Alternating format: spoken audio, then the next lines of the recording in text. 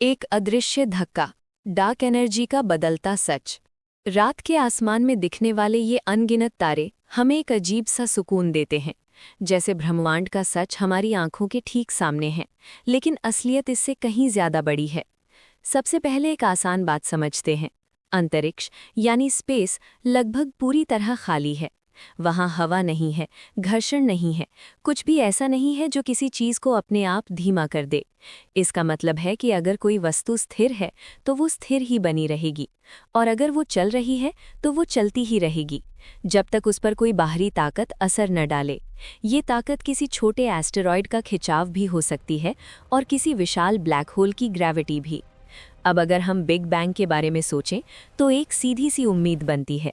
शुरुआत में जो गति ब्रह्मांड को मिली वही उसे आगे बढ़ाती रहेगी, और समय के साथ गैलेक्सियों की आपसी ग्रेविटी इस फैलाव को धीरे धीरे कम करती जाएगी।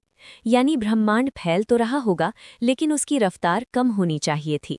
यही दशकों तक हमारी समझ थी, लेकिन जब हमने ब्रह्मांड को ध्यान से देखना शुरू किया तो कहानी बदल गई। हम जो देखते हैं वो सिर्फ करीब 5% है, बाकी 95% अदृश्य है, और उसी में छुपी है एक रहस्यमयी ताकत, डार्क एनर्जी। ये खालीपन नहीं है, बल्कि एक सक्रिय शक्ति है जो पूरे स्पेस को फैला रही है, और ग्रेविटी के विपरीत हर चीज को एक दूसरे से दूर धकेल रही है। 1998 में दूर के फटते हुए तारों यानी सुपरनोवा के डेटा ने इस रहस्य को और गहरा कर दिया। वैज्ञानिकों ने देखा कि ब्रह्मांड धीमा नहीं हो रहा था, बल्कि वो लगातार अपनी रफ्तार बढ़ा रहा था। इस अजीब व्यवहार को समझाने के लिए एक नए धक्के को मानना पड़ा, एक ऐसी ताकत जो ग्रेविटी से भी ज्यादा प्रभावी है। पिछले 25 सालों से हमने इस धक्के को एक नाम दिया है, आइंस्टीन का कॉस्मोलॉजिकल कांस्टेंट, यानी खाली स्पेस का एक ऐसा गुण जो हर जगह और हर समय एक जैसा रहता है।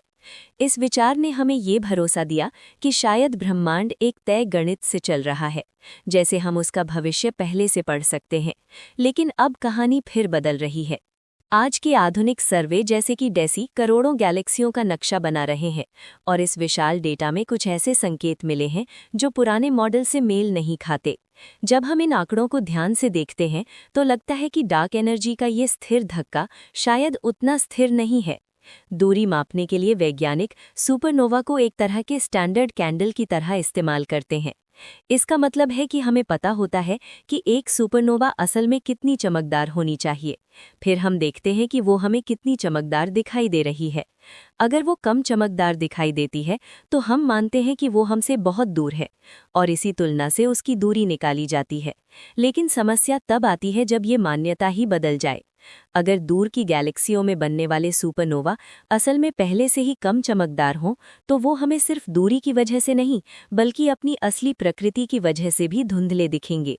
ऐसे में हमारी पूरी गणना गड़बड़ा जाती है, और जो गैलेक्सियां हमें बहुत दूर लग रही थीं, वो असल में उतनी दूर नहीं भी हो सकती हैं। यहाँ एक और दिलचस्प बात समझना जरूरी है। जब हम ब्रह्मांड को देखते हैं तो हम सिर्फ दूरी नहीं देख रहे होते, बल्कि समय में पीछे देख रहे होते हैं, क्योंकि जो रोशनी आज हमारी आंखों तक पहुंचती है उसे यहाँ तक आने में लाखों या अरबों साल लगे होते हैं। इसका मतलब है कि जितना दूर हम देखते हैं उतना ही अतीत में देख रहे होते हैं। यही वजह है कि दूर की गैलेक्सियां हमें ब्रह्मांड के शुरुआती दौर की झलक दिखाती हैं। हाल के शोध बताते हैं कि हम सुपरनोवा की चमक को समझने में एक महत्वपूर्ण चूक कर रहे थे, जिसे एज बायस कहा जा रहा है। हमने मान लिया था कि सभी सुपरनोवा एक जैसे होते हैं, लेकिन असल में दूर स्थित शुरुआती ब्रह्मांड के युवा तारों से बने सुपरनोवा आज के हमारे आसपास के पुराने तारों से अलग व्यवहार करते हैं। ये युवा तारे व्यवस्थित रूप से थोड़ा कम चमकते हैं, और जब हमने इस फर्क को ठीक किया तो पूरी तस्वीर बदल गई।